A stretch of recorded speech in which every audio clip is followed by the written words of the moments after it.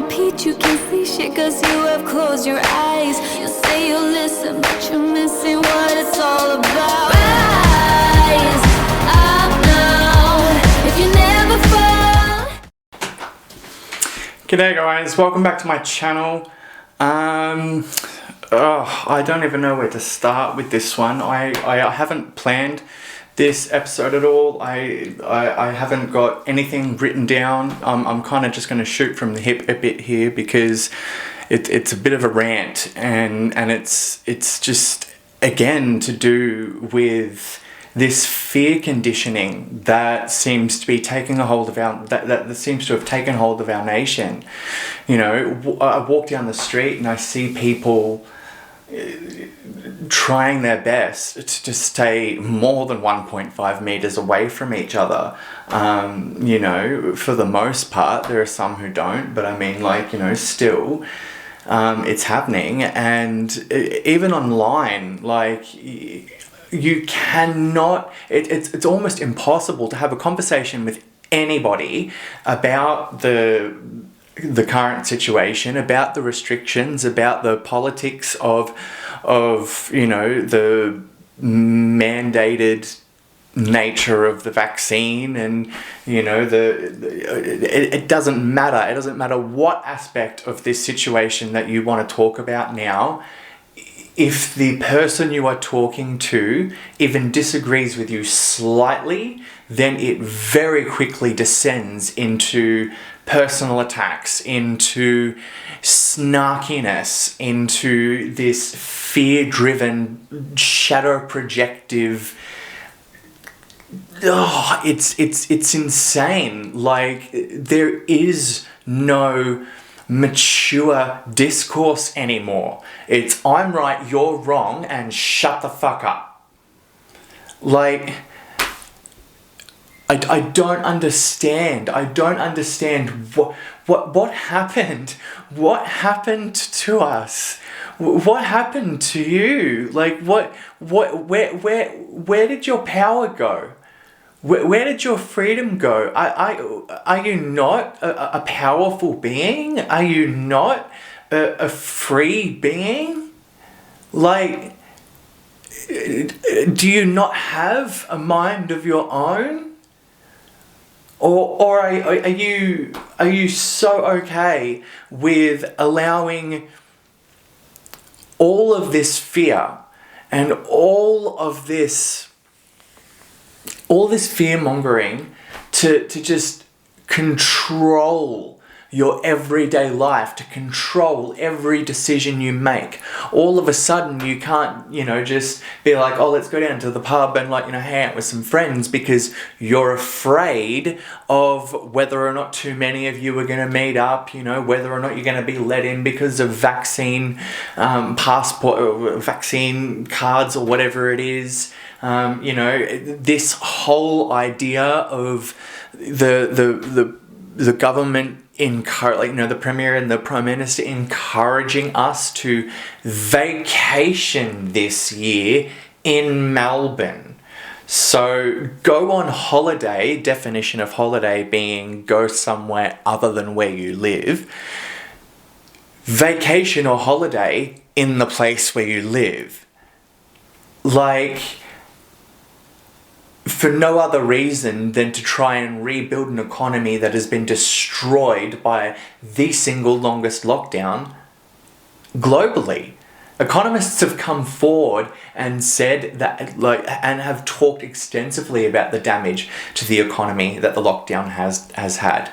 Not only that, but, like, spokespeople from the World Health Organization and from the CDC, and even, like, you know, an Australian leading epidemiologist came forward, you know, during a television interview. Mainstream media, which, if you've watched my channel, you know I do not trust mainstream media, but even on mainstream media, you know, these epidemiologists and spokespeople for these health organizations came forward, and they were saying that lockdowns are supposed to be a short-term provision to give the government and the people time to figure out how best to coexist with whatever pandemic is necessitating the lockdown before we can return to, you know, whatever semi-normal life that we can, and learning how to, you know, cohabitate with it whilst we are being inoculated from it as best as possible and protected from it as best as possible.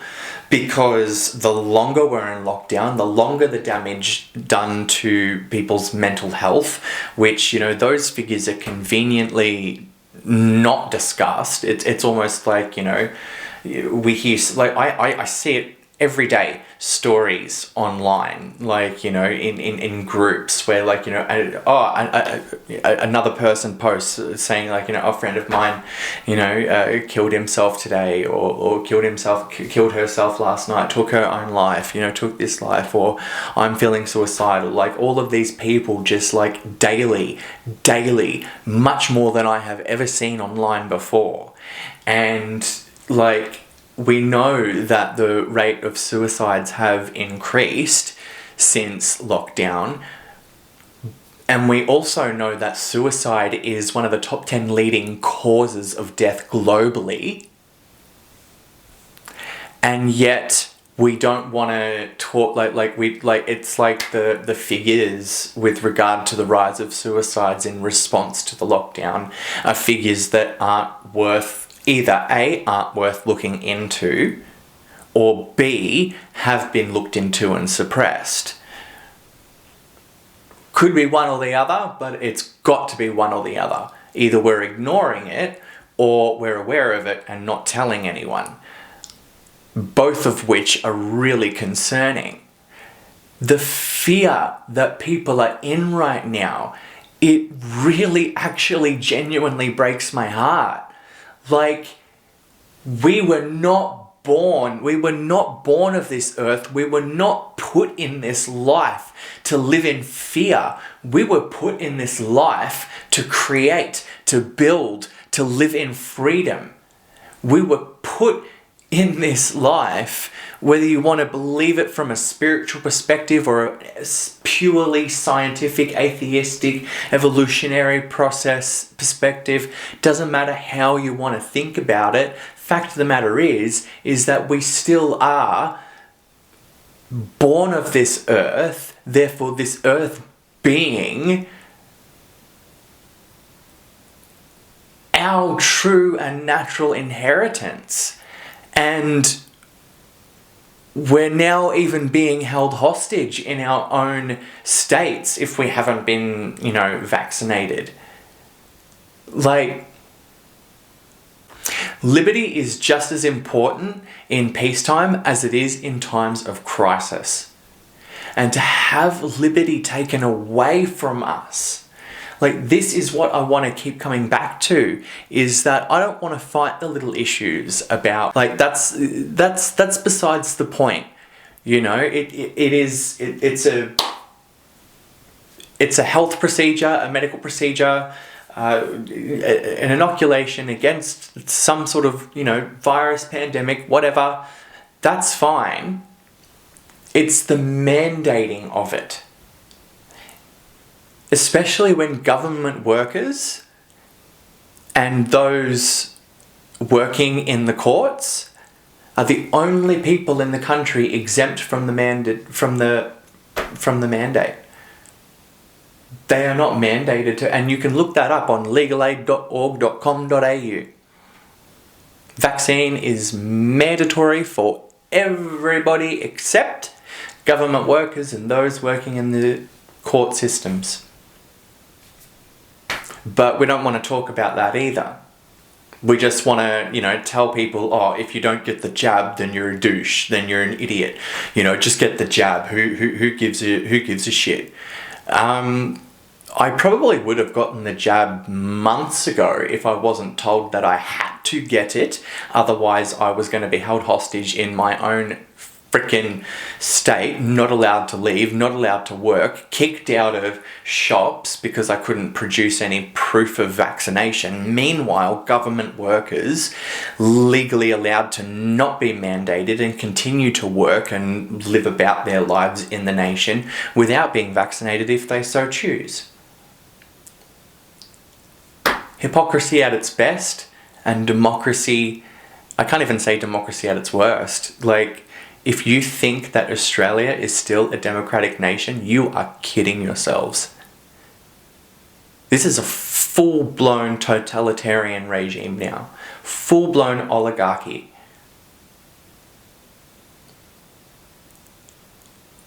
And we need to do something about it. Like, you know what? You know what I would love to see? This December 31st, moving into January 1st of 2022, I know, like, you know, any Melburnian knows, most Australians know that Melbourne is alive with life when it comes to New Year's. But, you know, we always talk about New Year's resolutions, and these are personal things that we want to take in, like, you know, change about our lives and take into the next year to, you know, for the purposes of self-improvement. How about a collective New Year's revolution where we all gather in the city, not to piss up and party and go, woo woo, you know, 2022's coming and it's gonna be better than the last year, which is what we've been saying for how many years in a row now? Yeah, that's what I thought. But instead, why don't we all gather in the city and sing songs of freedom? Like, not stand outside of Parliament House screaming and protesting, but sing songs of freedom. Like, or just like sit down together in silent protest and meditate with each other. Like, putting ourselves in a position where we are clearly in protest of government corruption, not COVID vaccines and mandates and lockdowns and masks and all of that. Government corruption. Like, we have, again, I mentioned this in previous episode, we have our own premier seeking the power to call a lockdown at the snap of his fingers when he so chooses, bypassing the parliamentary process and overruling the Prime Minister at his discretion. Also giving the Chief Health Minister extra powers. Unprecedented power in the hands of one or two men. And if this bill gets passed, no matter how altruistic that the intentions of these men are, they're not going to be the premiers and the chief health ministers forever, and the next people to fill those posts may not be so altruistic. Find your courage. That is my message to you, is that you need to find your courage. We need to find our courage, and we need to stand up. We need to recognize and remember that government workers are in public service. They are public servants. They work for us. We elect them into power because we entrust them to govern us the way we want to be governed. Do we want to be governed by fear? Do we want to be governed by coercion? It's as simple as that. If you can answer those questions without going into vaccinations and mandates and masks and lockdowns and, you know, whether or not you're a danger to, you know, health, public health and safety and all of that, if you can leave COVID out of it completely and just talk about whether or not you want to be governed by fear and coercion, yes or no, drop a comment. I'd love to hear your thoughts. And that's all for today.